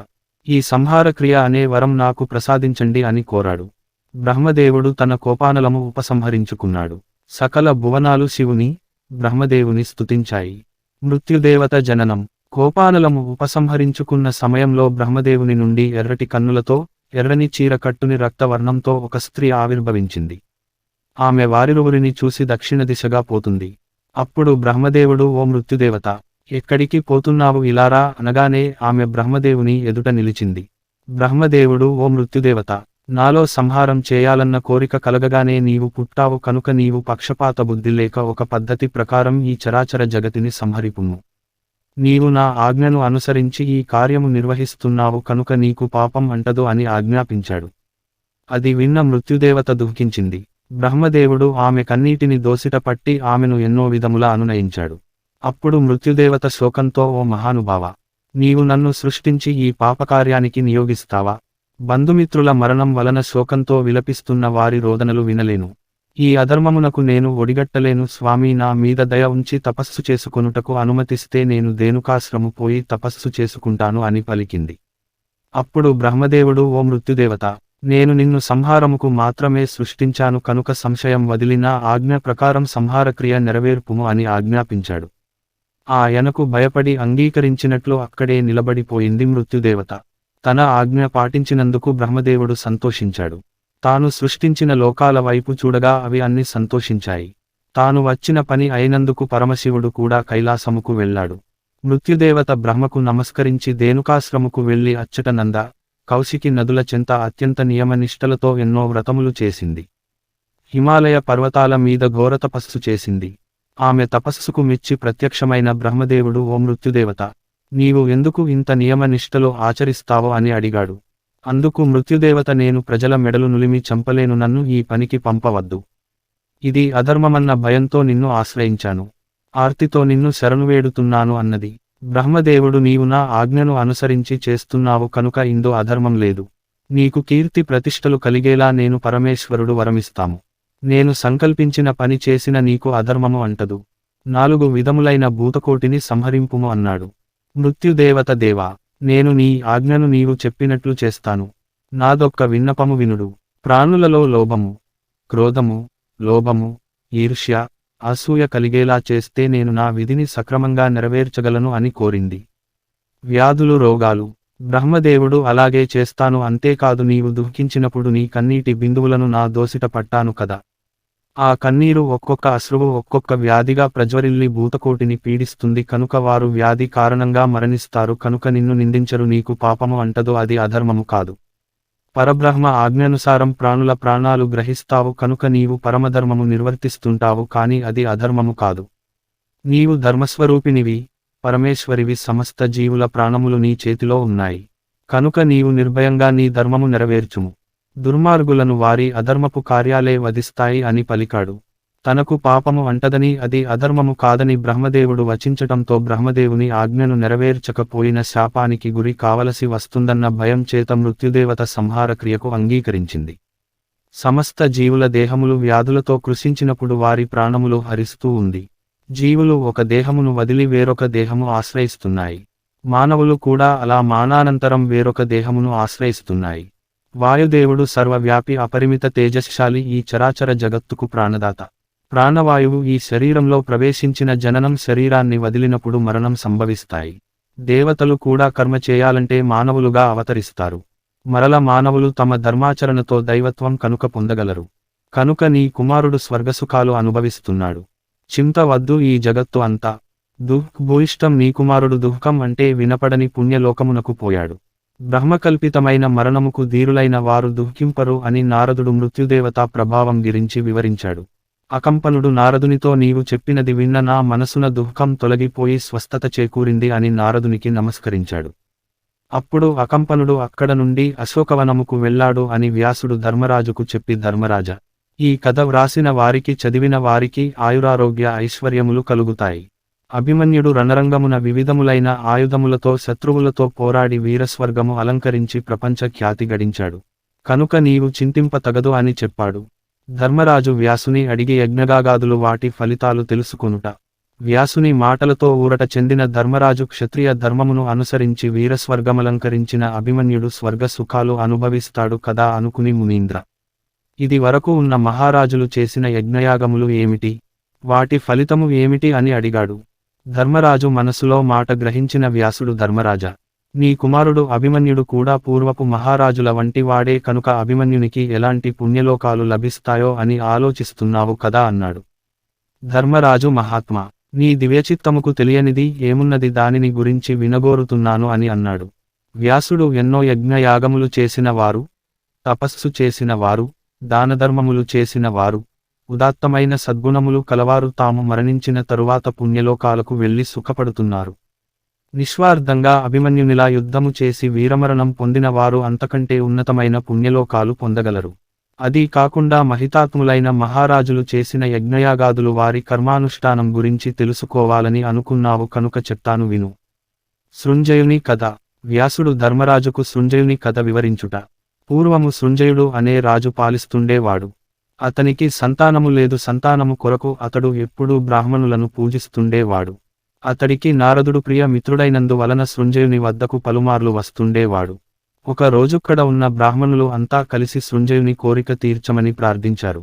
నారదుడు సృంజయుని వద్దకు పోయి మిత్రమా, నీ మనసులో ఉన్న కోరిక ఏమిటి, నాకు ఇంతకాలము ఎందుకు చెప్పలేదు అని అడిగాడు. సృంజయుడు నారదునితో తనకు గుణవంతుడు రూపవంతుడు అయిన కుమారుడు కావాలని, ఆ పుత్రుని స్వేదము, మూత్రము, పురీషము, కన్నీరు అన్నీ బంగారుమయంగా ఉండాలని, అలాంటి కుమారుడు కావాలని కోరుకున్నాడు. నారదుడు నవ్వి సృంజయుని కోరిక తీరుతుందని చెప్పాడు. నారదుని వర ప్రభావమున జన్మించిన కుమారునికి సృంజయుడు సువర్ణష్టీవి అని నామకరణం చేసి అల్లారు ముద్దుగా పెంచుకుంటున్నాడు. ఆ కుమారుని వలన అతడి ఇంట్లో బంగారం దినదినాభివృద్ధిగా పెరగసాగింది. అతడి ఇంట్లో ప్రతి వస్తువు బంగారుమయం అయింది. పడుకునే మంచము, కూర్చునే ఆసనము, ఇల్లు, ప్రాకారం మొదలైన సమస్త వస్తువులు బంగారుమయం అయ్యాయి. ఇది చూసిన కొందరు దొంగలు ఒక రోజు సృంజయుని కుమారుని అపహరించుకుని అరణ్యముకు పారిపోయారు. అక్కడ వారు రాజకుమారుని చంపి పొట్ట చీల్చి చూసి బంగారం కనపడకపోయేసరికి ఆ శవమును అక్కడ పారవేసిపోయారు. కాని వారు చేసిన హత్య వారిని వెంటాడి వారిలో వారికి తగాదాలు వచ్చి వారిలో వారు కొట్టుకుని మరణించారు. సృంజయుడు తన కుమారుని కానక అతడి కొరకు వెతికించి అడవిలో అతడి మృతదేహాన్ని చూసి అంత్యక్రియలు చేశాడు. నారదుడు రారాజులకు సైతం మరణం తప్పదని సృంజయునకు వివరించుట. పుత్రశోకంతో అలమటిస్తున్న సృంజయుని చూచుటకు నారదుడు వచ్చి సృంజయ, పోయిన వారిని గురించి ఏడిస్తే తిరిగి వస్తారా? ఇలా ఏడుస్తుంటే నీ ప్రాణాలు కూడా నిన్ను విడిచిపోగలవు. కనుక శోకించతగదు. నీతో నాకున్న మైత్రి వలన నేను నీకు కొన్ని విషయములు చెప్పదలుచుకున్నాను. పూర్వము మరుత్తు అనే రాజు ఎన్నో యజ్ఞయాగాదులు చేసి బంగారం వెండి వస్త్రములు దానం చేసి అమితమైన కీర్తి గడించాడు. అలాంటి మరుత్తు ఇప్పుడు ఉన్నాడా? కాలగర్భములో కలిసిపోలేదా? సుహోత్రుడు అనే మహారాజు అనేక పూజలు వ్రతాలు చేశాడు. అనేక అశ్వమేధయాగాలు చేశాడు కాని అతడు కూడా మరణించాడు కాని శాశ్వతంగా ఉన్నాడా? అంగుడు అనేరాజు ఎన్నో రత్నాలు, మణిహారాలు, మనులు బ్రాహ్మణులకు దానం చేశాడు, అతడు కూడా పరలోకం చేరుకోలేదా? 7 దీవులలో రథాన్ని నడిపిన శివి చక్రవర్తి ధనం కొరకు ప్రజలను అడిగింది లేదు. పరమేశ్వరుడు ఇచ్చిన ధనంతో అనేక అశ్వమేధాలు నిర్వహించాడు. లెక్కలేనన్ని గోవులను బ్రాహ్మణులకు దానం చేశాడు. ఈ లోకాన్ని విడిచిపోలేదా? మరి శ్రీరాముని చరిత్ర నీకు తెలిసిందే కదా. చిన్న వయసులో రాక్షస సంహారం చేసి దశకంఠుని సంహరించి జనరంజకంగా రాజ్యమేలిన దశరథరాముడు పరలోకము చేరలేదా? గంగను భూమికి తీసుకువచ్చి అనేక యజ్ఞయాగాదులు నిర్వహించి అనేక దానములు చేసిన భగీరథుడు పరలోకగతుడు కాలేదా? ఇక దిలీప మహారాజు చేసిన క్రతువులో మేనక, విశ్వావసువు, గంధర్వులు స్వయంగా పాల్గొన్నారు. ఎంతో మంది దేవఋషులు వచ్చారు. ఎన్నో దానధర్మములు చేశాడు. అతడు చేసిన అశ్వమేధయాగాలకు ఇంద్రుడే స్వయంగా వచ్చి యాగాశ్వన్ని తీసుకు వెళ్ళాడు. అంతటి దిలీప మహారాజు స్వర్గధామము చేరలేదా? ఇక చెప్ప పనిలేదు. 12 రోజుల శిశువుగా ఉన్నప్పుడు ఇంద్రుని బొటనవ్రేలి నుండి స్రవించిన అమృతాన్ని సేవించిన అదృష్టవంతుడు. 12వ ఏట సామ్రాజ్యాధీశుడు అయి ఈ భూమిని ఏలిన మహనీయుడు కాలం తీరిన పిదప ఒక్క క్షణం ఉన్నాడా? యయాతి మహారాజు దేవాసుర యుద్ధములో ఇంద్రుడికి తోడుగా ఉండి జీవితం ధారపోసాడు. మనుష్యులలో వర్ణాశ్రమ ధర్మాలు ఏర్పరచాడు. ఈ భూమిని అంతా పాలించి అగ్ని అశ్వమము, అశ్వమేధము, వాజిపేయి, అతిరాత్రము, పౌండరీకము మొదలైన యజ్ఞములు చేసి కీర్తి గడించిన యయాతి పరలోకము చేరలేదా? తన మీదకు దండెత్తి వచ్చిన శత్రువులను జయించి తన శరణు జొచ్చిన వారిని కరుణతో మన్నించి అనేక యజ్ఞయాగములు నిర్వహించి అనేక దానధర్మములు చేసిన అంబరీషుడు ఇప్పుడు పరలోకమున నివసించుట లేదా? శశిబిందు మహారాజుకు 1,00,000 మంది భార్యలు, ఒక్కొక్క భార్యకు 1000 మంది కుమారులు. వారు అంతా మహాపరాక్రమవంతులు. అనేక అశ్వమేధయాగాలు చేసిన వాడు నేడు పరలోకగతుడు కాలేదా? ఘోరతపమాచరించి అగ్నిదేవుని ప్రసన్నము చేసుకున్న గయ మహారాజు అగ్నిదేవుని అనుగ్రహమున శమము, దమము, బ్రహ్మచర్యము, సౌశీల్యము, పాండిత్యము, అహింస దానధర్మములు మొదలగు సద్గుణములతో విరాజిల్లాడు. 36 యోజనముల వేదికను ఏర్పరచి దానిపై మహాయజ్ఞము నిర్వహించి బ్రాహ్మణులకు ఎన్నో దానములు చేశాడు. ఇప్పటికీ గయలో అతడి పేరున ఒక మర్రి చెట్టు ఉంది. అంతటి మహానుభావుడు పరలోకమునకు ఏగలేదా? 20,000 వంట వాళ్లను పెట్టి వండించి నిరంతర అన్నదానం చేశాడు రంతిదేవుడు. సత్రయాగం నిర్వహించాడు. అటువంటి రంతిదేవునికి మరణం తప్పలేదు కదా. చిన్నతనంలో క్రూరమృగములను మచ్చిక చేసుకుని వాటి మీద విహరించిన దీశాలి భరతుడు ఏ క్షత్రాధిపత్యంగా ఈ భూమిని ఏలి, గంగా, యమున, సరస్వతీ తీరాన అనేక యజ్ఞయాగాదులు నిర్వహించి రథ, గజ, తురంగములను ప్రీతితో బ్రాహ్మణులకు దానము చేశాడు. అటువంటి భరతునికి కాలంతీరిపోలేదా? ఎగుడు దిగుడుగా ఉండి రథములు తిరగ శక్యము కాని భూమిని చదును చేసిన మహారాజు పృథు చక్రవర్తి. అతడి పేర భూమికి పృథివి అనే నామధేయం వచ్చింది. అతడు చేసిన యజ్ఞయాగాదులు లెక్కలేదు. ప్రజలను కన్నబిడ్డల వలె పాలించాడు. ఈ భూమినంతా బ్రాహ్మణులకు దానమిచ్చి ఖ్యాతిగాంచినవాడు. ఈ భూమి మీద అతడు శాశ్వతముగా ఉండలేదు. తన తండ్రిని చంపిన కార్తవవీర్యార్జునుడిని చంపి క్షత్రియ ద్వేషంతో ఈ భూమి మీద 21 ప్రదక్షిణం చేసి క్షత్రియుల మీద దండెత్తి క్షత్రియ కుల నాశనం చేసిన భార్గవరాముడు. ఈ భూమిని అంతా ఏలినవాడు. ఎన్నో యజ్ఞయాగాదులు నిర్వహించిన వాడు పరశురాముడు బ్రతికి ఉన్నాడా? అలాంటి వారికే మృత్యువు సహజమైనప్పుడు ఇక సామాన్యుల సంగతి చెప్పవలెనా? కనుక సృంజయ వీరికంటే ఉదాత్తుడైన నీ కుమారుడైన మృత్యువు నుండి తప్పించుకొన జాలడు అన్నాడు. సృంజయుని కుమారుడు జీవించుట. ఆ మాటలు విని మిన్నకున్న సృంజయుని చూసి నారదుడు ఇప్పటి వరకు చెప్పినది నీ బుద్ధిలోకి ప్రవేశించిందా లేక నిష్ఫలమేనా అన్నాడు. సృంజయుడు నారద, నీ మాటలు నాకు ఊరట కలిగించాయి, నేను ప్రశాంత చిత్తుడను అయ్యాను అన్నాడు. నారదుడు సృంజయ, నీకు ఏమి కావాలో కోరుకో అని అడుగగా సృంజయుడు దేవా, నీవు నాకు ప్రసన్నుడవు అయ్యావు, నాకు ఇంతకంటే కావలసినదేమిటి అన్నాడు. నారదుడు సృంజయ, చోరుల మూర్ఖత్వముకు బలి అయిన నీ కుమారుని నీకు తెచ్చి ఇస్తాను అన్నాడు. ఇచ్చిన మాట ప్రకారం నారదుడు సువర్ణష్టీవిని సృంజయునకు తెచ్చి ఇచ్చాడు.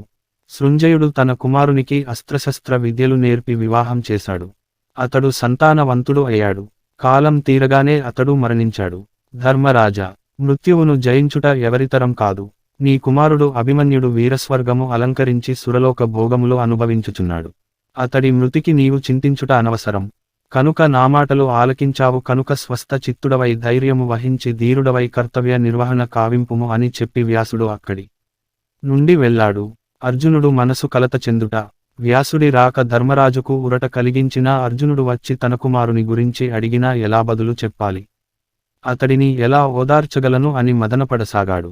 సంజయుడిలా చెప్పగానే ధృతరాష్ట్రుడు సంజయ, సంశక్తులతో యుద్ధానికి వెళ్లిన అర్జునుడు ఏ విధంగా యుద్ధము చేశాడు, అభిమన్యుని మరణవార్త అతడికి ఎలా తెలిసింది అని అడిగాడు.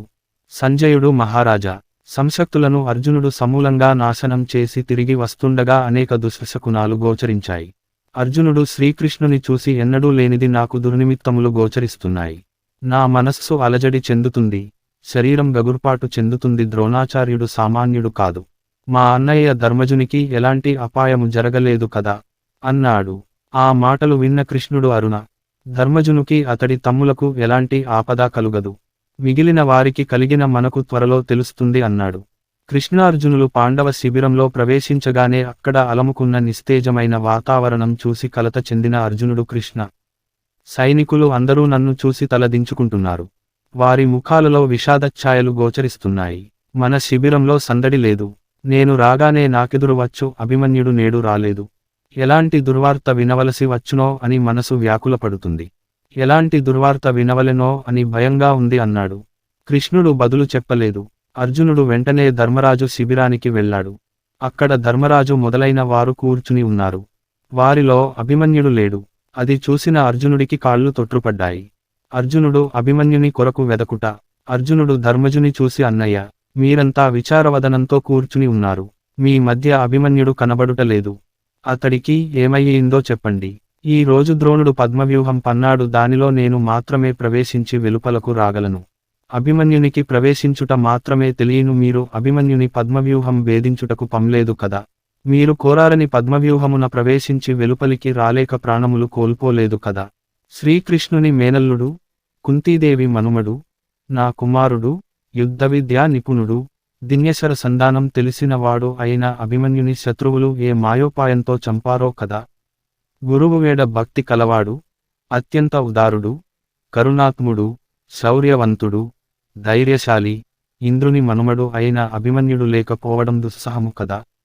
చిరు నవ్వు చిందించే మోము, విశాల నేత్రాలు, విశాలవక్షము కలిగిన అభిమన్యుని వదనారవిందం చూసి కదా నేను జీవిస్తున్నది. అభిమన్యుని మోము చూడక నేను ఎలా బ్రతుకగలను. హంస్తూలికా తల్పమున నిదురించు అతడి శరీరం నేడు కఠిన శిలలపై శాశ్వతంగా నిద్రిస్తుందా. తెల్లని ఛత్రముల నీడన ప్రకాశించు మోము నేడు ధూళిదూసరితమై ఉన్నదా.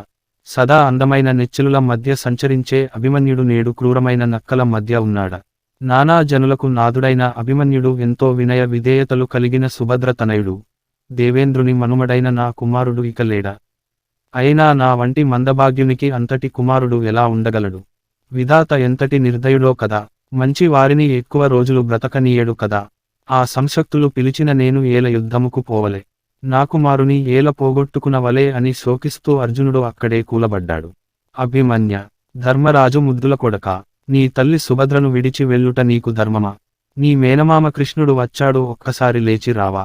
నీ ప్రియమైన మాటలతో నీ భార్యను ఊరడింపవా అని పరిపరి విధముల పరితపించాడు.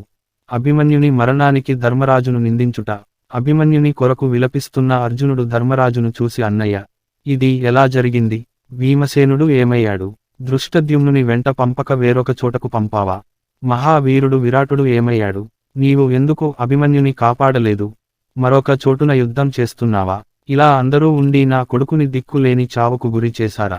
రణరంగమున నా కుమారుడు అత్యంత ధైర్యసాహసాలు ప్రదర్శించి మరణించాడు కదా. నా కుమారుని పలువురు చుట్టుముట్టి తమ వివిధ ఆయుధములతో చంపుతుండగా తనకు ఎవరూ తోడులేరని నా కుమారుడు ఎంత బాధను అనుభవించాడో కదా. తండ్రి, శత్రువులను వధించి నన్ను కాపాడు అని ఎంత బాధపడ్డాడో కదా. అయినా నా కుమారుడు కృష్ణుని మేనల్లుడు అమిత ధైర్యశాలి. మిన్ను విరిగి మీద పడినా ధైర్యంగా పోరాడుతాడు కాని వేరొకరి సహాయం అర్థిస్తాడా. నా కుమారుని మరణ వార్త విన్న నా హృదయం ముక్కలు కాలేదేమి. పలువురు కూడి వధించునప్పుడు నా గాంధీవం కాని శ్రీకృష్ణుని సుదర్శనం కాని గుర్తుకు రాలేదా ఏమి. మరణించిన నా కుమారుడు నెత్తుటి మడులో ఎక్కడ పడి ఉన్నాడో నాకు చూపు వారెవరు.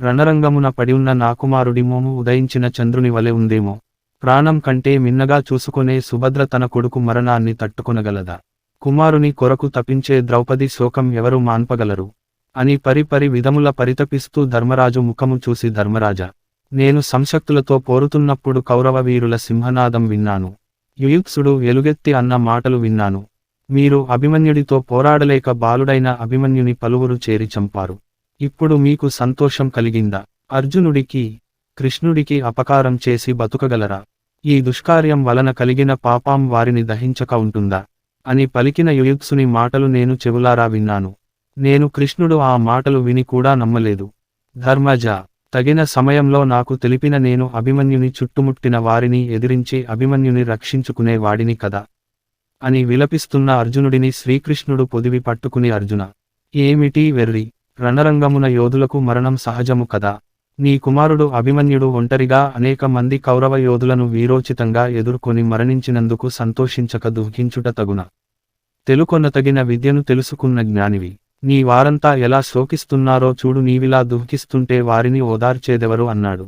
అర్జునుడు, నా కుమారుడైన అభిమన్యుని చంపిన వారెవరు, నేను వెంటనే వారినందరిని సంహరిస్తాను, ఈ రోజు యుద్ధం ఎలా జరిగిందో వివరించండి, ఇంతమంది అస్త్రకోవిదులు మహావీరులు ఉండగా అభిమన్యుని ఇలా దారుణంగా చంపుటకు వారికి ఎలా సాధ్యమైంది, ధర్మజా, మిమ్ము పాంచాలులను నమ్మి ఇలా మోసపోయాను, మీకు నా కుమారుని రక్షించు శౌర్యం లేదని తెలిసి నేనే వచ్చి నా కుమారుని కాపాడలేకపోయాను, ఇంతకు అభిమన్యుని వెన్నంటకుండా మిమ్ము అడ్డగించినదెవరు, అయినా మీకు అంతటి ధైర్య సాహసములు ఏవి, ఇందరూ ఉండి ఒక్కడిని రక్షించలేకపోయారు, మీరంతా బలహీనులు, యుద్ధానికి జానికి వారు అని తెలిసి మిమ్మల్ని నమ్మి నా కుమారుని మీకు వదిలి పోగొట్టుకున్నందుకు నన్ను నేనే నిందించుకోవాలి, మిమ్ము అని ప్రయోజనము ఏమి, పైకి సూరుల వలె కన్పట్టుచున్న మీ ఆయుధములు కేవలం అలంకార ప్రాయమే కాదా, కాకున్న నా కుమారుని రక్షించరా అని అర్జునుడు కన్నీరు మున్నీరుగా విలపిస్తున్నాడు.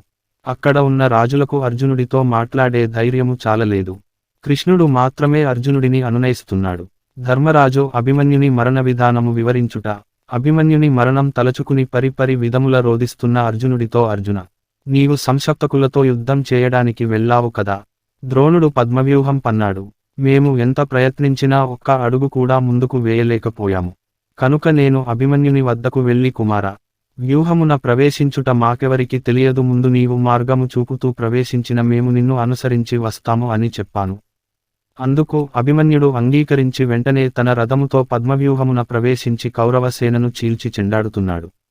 మేము కూడా అతడిని అనుసరిస్తూ ముందుకు ఉరికాము, కాని సైంధవుడు ఈశ్వరవర ప్రభావమున మమ్ము అడ్డుకున్నాడు, మేము అతడిని అనుసరించలేకపోయాము. అభిమన్యుడు అత్యంత పరాక్రమంతో అరివీర భయంకరుడై కౌరవసేనను ఎదిరించి చీల్చి చెండాడి కర్ణాది వీరులను భయభ్రాంతులను చేశాడు. ద్రోణుడు, కర్ణుడు, కృతవర్మ, అశ్వత్థామ, కృపాచార్యుడు మొదలైన కురువీరులు ఒక్కుమ్మడిగా అభిమన్యుని ఎదుర్కొన్నారు, అయినా వెరువక అభిమన్యుడు లక్ష్మణకుమారుని, బృహద్బలుడు మొదలైన రాజకుమారులను హతమార్చాడు. వారు తన రథం విరుగకొట్టగా అభిమన్యుడు గదాయుధముతో వారితో తలపడ్డాడు. దుశ్శాసన కుమారుడు అభిమన్యుని ఎదుర్కొన్నాడు. ఇద్దరూ ఘోరయుద్ధం చేస్తూ క్రిందపడి గదాఘాతాలకు ప్రాణాలు వదిలారు. అలా అభిమన్యుడు తన తల్లి తండ్రుల మేనమామల కీర్తి ప్రతిష్టలను ఇనుమడింప చేస్తూ వీరస్వర్గం అధిష్ఠించి అక్కడ స్వర్గ సుఖాలను అనుభవిస్తున్నాడు అన్నాడు. అర్జునిని ప్రతిజ్ఞ. సైంధవుని చంపుతనని ప్రతిజ్ఞ చేయుచున్న అర్జునుడు. తన కుమారుని మరణించిన విధానం తెలుసుకున్న అర్జునుడు మనస్సు వికలమై మూర్ఛపోయాడు. శ్రీకృష్ణుడు యుధిష్ఠరుడు అర్జునుడికి ఉపచారములు చేశారు. మూర్ఛ్ నుండి తేరుకున్న అర్జునుడు కోపంతో ఊగిపోతూ ముఖం అంతా ఎర్రబడగా, అందరూ వినండి, ఇదే నా ప్రతిజ్ఞ. సైంధవుని రేపు సూర్యాస్తమయంలోపు చంపుతాను. ఆ సైంధవుడు నిన్ను శరణు వేడినా, శ్రీకృష్ణుని శరణు వేడినా, కడకు నన్నే శరణు వేడినా యుద్ధభూమి నుండి పారిపోతే తప్ప అతడిని వదలను. సైంధవుని రక్షించుటకు కౌరవసేన ఏకమై నా మీద అస్త్రశస్త్రములు ప్రయోగించినా వాడిని వదలను. నేను ఈ ప్రతిజ్ఞ తప్పిన ఎడల గురుద్రోహం, బ్రహ్మహత్య, మద్యపానము మొదలగు ఘోర పాపములు చేసిన వాడను అవుతాను. దేవతలు, కింపురుషులు, రాక్షసులు వాడికి రక్షణగా వచ్చినా నేను వాడిని వదలను. లేని ఎడల అగ్ని ప్రవేశం చేసి ఆత్మాహుతి చేసుకుయంటాను అని ప్రతిజ్ఞ చేశాడు. వెంటనే తన గాంధీవం తెచ్చి పూజాదికములు నిర్వహించాడు. నారి సారించాడు. శ్రీకృష్ణుడు పాంచజన్యం పూరించాడు. అర్జునుడు దేవదత్తం పూరించాడు. పాండవ సైన్యములో తూర్యనాదములు మిన్నుముట్టాయి. సైనికులు సింహనాదములు చేస్తున్నారు. అర్జునుడి అక్షయ తునీరంలోని అస్త్రశస్త్రాలు వీరావేశంతో నృత్యం చేశాయి. పక్కనే ఉన్న భీమసేనుడు అర్జునుడితో అర్జున, నీ వెంట నేను ఉన్నాను, విజృంభించు సైంధవుని త్రుంచు. దేవదత్తము, పాంచజన్య ఘోషలు విని కౌరవ వీరుల గుండెలు పగులుతాయి, ఇది తథ్యం అని అన్నాడు. కౌరవ శిబిరంలో కలవరం. ఆ రాత్రి సమయంలో పాండవ శిబిరంలో పాంచజన్య, దేవదత్త ఘోషలు విని కౌరవసేనలలో కలవరం రేగింది. వెంటనే వారు చారులను పిలిచి అడుగగా వారు జరిగినది అంతా సవిస్తరంగా చెప్పారు. అది విన్న సైంధవుని శరీరం కంపించింది. అక్కడ నిలువలేక సిగ్గు విడిచి నీ కుమారుని శిబిరానికి పరుగు తీసి సుయోధన, నేను ఒక్కడినే అపకారం చేసినట్లు అర్జునుడు నాపై పగబూని నన్ను చంపుతానని ప్రతిజ్ఞ చేశాడట. మీరంతా సంతోషంగా ఉన్నారు, నేను మాత్రం ఎందుకు దుఃఖపడాలి? అర్జునుడి ప్రతిజ్ఞకు దేవాసురులు, సిద్ధసాధ్యులు గాని అడ్డుపడగలరా?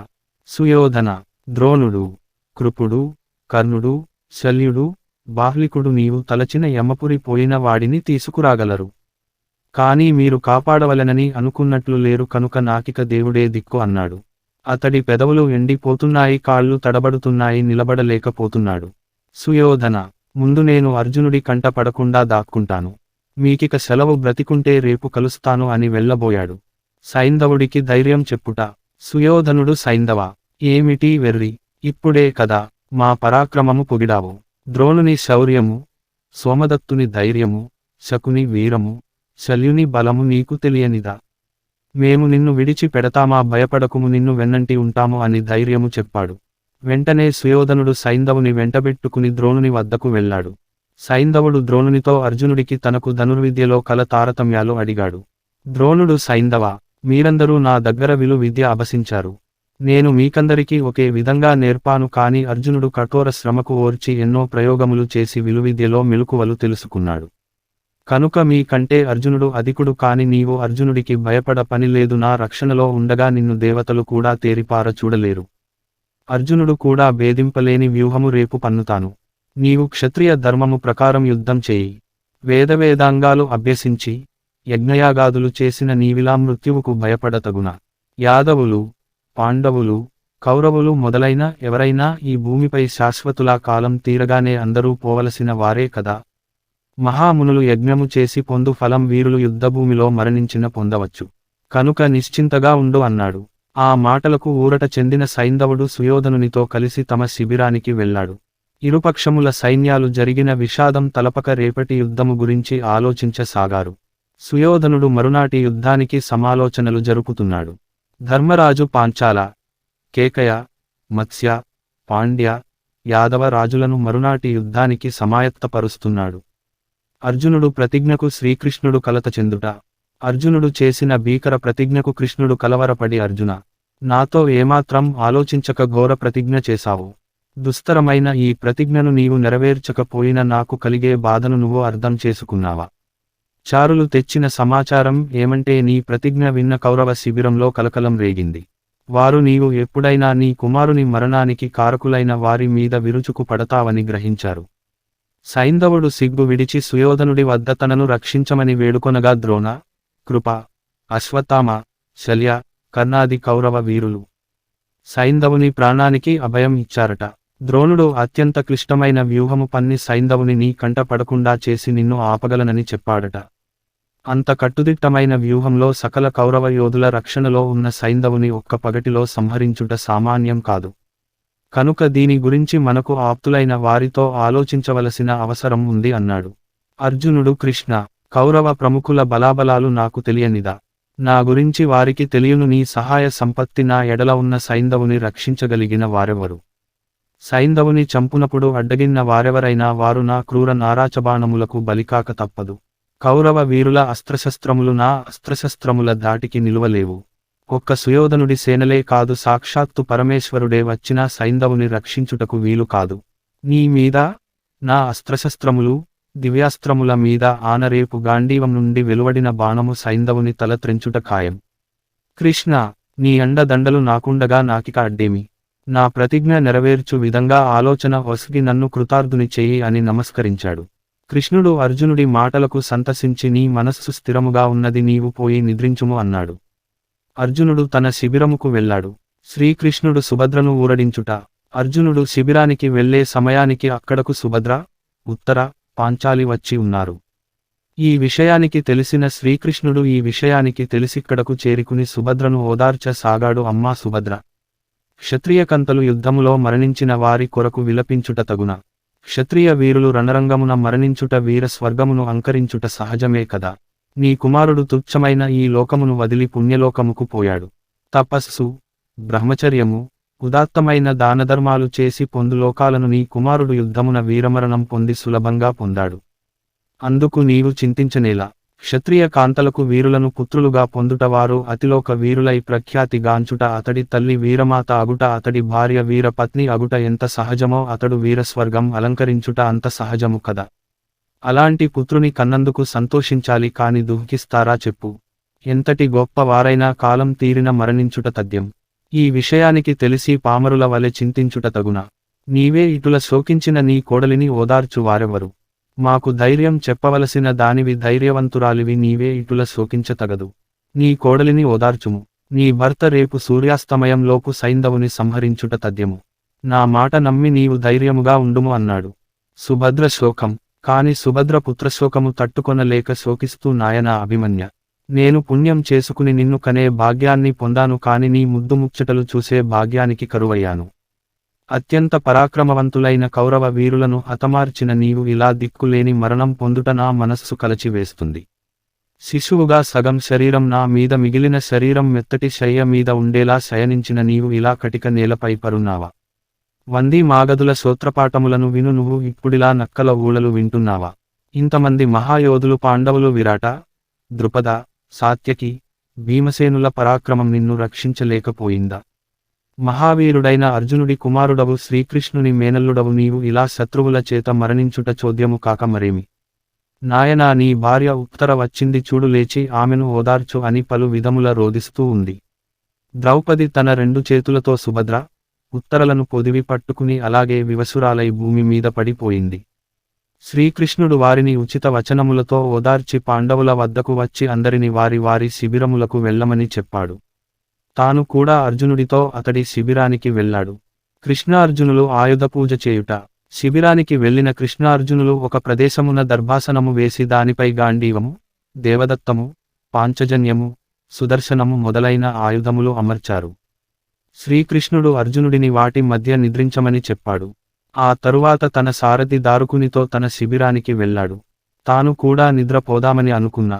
నిద్ర రాలేదు. పాండవ శిబిరములో ఎవరికి నిద్ర రాలేదు. పాండవులు కుమారుని మరణనానికి క్రుద్ధుడైన అర్జునుడు భీకర ప్రతిజ్ఞ చేశాడు. దానిని కౌరవులు ఎలాగైనా వమ్ము చేయ ప్రయత్నిస్తారు. రేపు పొద్దుక్రుంకే సమయానికి అర్జునుడు సైంధవుని చంపలేకున్నా అగ్నిప్రవేశం చేస్తాడు. అప్పుడు పాండవులు ఏమవుతారు, మనమేమి అవుతాము? అతడి పూజలు ఫలించి అర్జునుడు సైంధవుని వధించాలి. ద్రోణుల వంటి వారు 10,000 మంది రక్షించినా సైంధవుడు అర్జునుడి చేతిలో మరణించాలి అని ముక్కోటి దేవతలను ప్రార్థిస్తూ వేడుకున్నారు. శ్రీకృష్ణుడికి కూడా నిద్ర పట్టలేదు. సారథి దారుకుని చూసి, దారుకా, అర్జునుడి ప్రతిజ్ఞ విన్నావు కదా, రేపటి లోపల సైంధవుని చంపుట సాధ్యమా? ఒకవేళ చంపలేకున్నా ఎంత దుర్దశ సంభవించగలదు? అర్జునుడు నా బహిర్ప్రాణము, నాలో సగము అతడు లేక నేను జీవించలేను, ఇది నీకు తెలుసు. కనుక అతడిని రక్షించుకోవడం నా కర్తవ్యం. నాకు ఈ ద్రోణుడు ఒక లెక్క కాదు. రేపు ఈ చరాచర ప్రపంచం నా పరాక్రమము తిలకిస్తాయి. పాండవుల మీద నాకున్న ప్రేమ లోకానికి తెలియజేస్తాను. రేపు నేను విజృంభించి సైంధవుని హతమారుస్తాను. గర్వాంధుడు సుయోధనుడు సకల సైన్యంతో నన్ను అడ్డుకున్నా అందరినీ హతమార్చి సైంధవుని చంపుట తథ్యం అన్నాడు. దారుకా, నా రథం సిద్ధం చేయి. శౌభ్య, సుగ్రీవ మొదలగు అశ్వరాజములను రథముకు కట్టు. గరుడ ధ్వజము ఎత్తించు. నా ఆయుధములైన సుదర్శన చక్రము, గద వంటి ప్రముఖ ఆయుధములు రథములో పెట్టు. రేపు అత్యంత జాగరూకుడివై నేను పాంచజన్యం పూరించినంత రథమును అతి వేగంగా తీసుకువచ్చి నా ముందుంచు. నేను నా రథము ఎక్కి సైంధవుని వధిస్తాను అన్నాడు. దారుకుడు, మహానుభావ, నీ ఆజ్ఞ శిరసావహిస్తాను. రథము సిద్ధము చేసి మీ ఆజ్ఞ కొరకు వేచి ఉంటాను. అసలు మీరు అర్జునుడి రథం ఎక్కి పాంచజన్యం పూరించగానే కౌరవుల గుండెలు జారిపోతాయి. తమరు యుద్ధం చేసే అవకాశం ఉండదు, అయినా తమరి ఆజ్ఞ కొరకు వేచి ఉంటాను అన్నాడు. శ్రీకృష్ణుడు అర్జునుడికి ధైర్యము చెప్పుట. అర్జునుని కల. శ్రీకృష్ణుడు దారుకునితో మాట్లాడుతున్న సమయంలో అర్జునుడు దర్భాసనంపై కలత నిద్రలో ఉన్నాడు. అప్పుడు అర్జునుడికి ఒక స్వప్నం వచ్చింది. ఆ స్వప్నంలో శ్రీకృష్ణుడు అర్జునుడి వద్దకు వచ్చాడు. అర్జునుడు కృష్ణుని భక్తితో ఆసీనుని చేసి పూల మాలికలతో పూజించి పక్కనే నిలబడ్డాడు. శ్రీకృష్ణుడు అర్జున, శోకించకుము. శోకార్తుడు శత్రువుల చేత ఓడింపబడతాడు. నీ ప్రతిజ్ఞ నెరవేరు ఉపాయము ఆలోచింపుము అన్నాడు. అర్జునుడు కృష్ణ, నాకు శోకము కాక మరేమి ఉంది. నేను సైంధవుని చంపెదనని ప్రతినపూనాను. ద్రోణుడు కాపాడెదనని ప్రతినబూనాడు. సైంధవుడు నాకు కనబడక వారి వెనుక దాగి ఉంటాడు. అది తలచిన నాకు శోకము కాక మరేమి కలదు అన్నాడు. కృష్ణుడు అర్జున, నీవన్నది నిజమే అయినా నీవు తూర్పు ముఖంగా నిలిచి అత్యంత భక్తి శ్రద్ధలతో పరమశివుని ప్రార్థించి పాశుపతము నీకు మనస్సున ప్రస్ఫుటము కావాలని కోరుము. పాశుపతము నీ వశమైన సైంధవుడు ఎక్కడ ఉన్నా వధించకలవు అన్నాడు. అర్జునుడు ఆచమనం చేసి శుచి అయి దర్భాసనంపై కూర్చుని భక్తితో పరమేశ్వరుని ధ్యానించాడు. ఆ పరమేశ్వరుని కృప వలన అర్జునుడు కృష్ణుడు గగన మార్గమున పయనించసాగారు. సిద్ధులు, చారణులు, గంధర్వులు సేవించు మార్గమున పోతున్నారు. కైలాసం చేరుకుని అక్కడ ఒక మందిర ప్రవేశం చేశారు. కృష్ణార్జునులు అక్కడ పార్వతీదేవితో ప్రమద గణాలతో పరివేష్టితుడైన శివుని దర్శించి సాష్టాంగ దండ ప్రమాణాలాచరించారు. పరమశివుడు మందహాసం చేసి నరనారాయణులకు స్వాగతము. మీరు వచ్చిన కారణమేమి, మీ కోరికను ఆవశ్యము తీర్చెదను అన్నాడు. కృష్ణార్జునులు మనసులోనే భక్తి పొంగి పొరలగా స్తుతించారు. కృష్ణుడు దేవా, దయ ఉంచి పాశుపతమును అర్జునుడికి ఉపదేశింపుము అన్నాడు. అర్జునుడు శివుని చూసి ఆశ్చర్యపోయాడు. తాను కృష్ణునికి సమర్పించిన పూల మాలికలు పూజా ద్రవ్యములు శివుని దివ్యశరీరంపై ఉండుట చూసి శివకేశవులు ఒక్కటే భేదము లేదని తెలుసుకున్నాడు. అర్జునుడు కూడా తనకు పాశుపతం ప్రసాదించమని వేడుకున్నాడు. శివుడు మందహాసం చేసి అర్జున, ఆ తామర కొలనులో ఉన్న నా విల్లు బాణములు తీసుకురా అన్నాడు. అర్జునుడు వాటిని స్పర్శించగానే అవి సర్పాలలా బుసలు కొట్టాయి. అర్జునుడు పాద ప్రక్షాళన చేసుకుని మహాశివుని ధ్యానించి రుద్రము జపించగానే ఆ సర్పాలు విల్లు అమ్ములు అయ్యాయి. వాటి తీసుకుని శివుని వద్దకు రాగానే అక్కడ నిలుచున్న నీలలోహిత వర్ణము కలిగిన బాలుడు ఆ విల్లంబులు తీసుకుని శరసంధానం చేశాడు. అర్జునుడు ఏకాగ్రతతో మంత్రసహితంగా పాశుపతాన్ని ప్రయోగ ఉపసంహారాలు నేర్చుకుని శివుని ఆజ్ఞానుసారం విల్లంబులను తిరిగి సరస్సునందు ఉంచాడు. అరణ్యవాసంలో ఈశ్వరుని చేత అనుగ్రహించబడిన పాశుపతం ఇప్పుడు సమంత్రసహితంగా ప్రయోగ ఉపసంహారాలతో అర్జునుడికి అనుగ్రహించాడు పరమశివుడు. అర్జునుడి మనసు పరవశించింది. కృష్ణార్జునులు శివునకు ప్రణమిల్లి కురుక్షేత్రములోని తమ శిబిరాలకు చేరుకున్నారు. అర్జునుడు ఈ రకంగా కలకన్నాడు అని సంజయుడు ధృతరాష్ట్రునికి వివరించాడు.